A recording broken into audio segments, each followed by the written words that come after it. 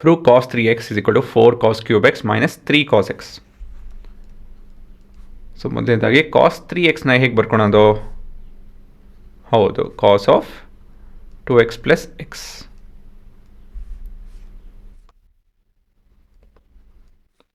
Next, because cos of a plus b is equal to ಏನಾಗುತ್ತಿದೋ cos a cos b minus sin a sin b ಆಗುತ್ತೆ. ಹಾಂ, ಇಲ್ಲಿ A B ಏನಿರುತ್ತೆ ಇಲ್ಲಿ here a is equal to 2x ಮತ್ತು b is equal to x ಆಗುತ್ತೆ ಇಲ್ಲಿ. ಸರಿನಾ? ಈ ಫಾರ್ಮುಲಾ ಅಪ್ಲೈ ಮಾಡ್ತು ಅಂತ ಹೇಳಿದ್ರೆ we have cos of 2x into cos of x minus sin of 2x into sin of x. ಇಲ್ಲಿ ಮತ್ತೆ ತಿರ್ಗಾ ಬೇರೆ ಒಂದೆರಡು ಐಡೆಂಟಿಟಿ ಅಪ್ಲೈ ಮಾಡಬೇಕು. ಯಾವುದದು? ಮೊದಲನೇದಾಗಿ cos of 2x ಹೇಗೆ ಬರ್ಕೊಳೋಣ ಇದನ್ನು? ಯೋಚನೆ ಮಾಡಿ ಅಲ್ವಾ. 2 cos square x minus 1 ಅಂತ ಬರ್ಕೋಬೇಕು. ಏನಕ್ಕಂತ ಹೇಳಿದ್ರೆ ಇಲ್ಲಿ ಫೈನಲ್ ಎಕ್ಸ್ಪ್ರೆಷನ್ ಎಲ್ಲ ಕಾಸಲ್ಲಿದೆ. So this is 2 cos square x minus 1. Next sin 2x ಹೇಗೆ ಬರ್ಕೊಳೋದು ಅಲ್ವಾ. ಇಲ್ಲಿ ಒಂದೇ ಎಕ್ಸ್ಪ್ರೆಷನ್ ಇರೋದು 2 sin x into cos x. 2 sin x into cos x.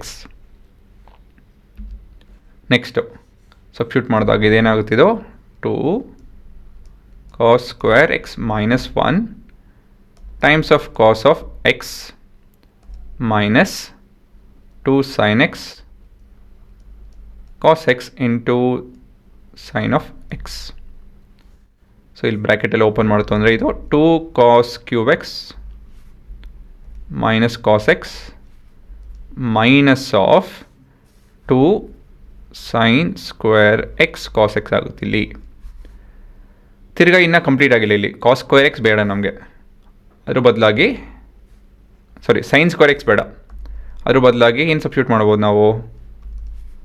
ಹೌದು, 1 minus cos square x substitute ಮಾಡಬೇಕಾಗುತ್ತೆ ಅಲ್ವಾ. ಸೊ ಕೊನೆಯದಾಗಿ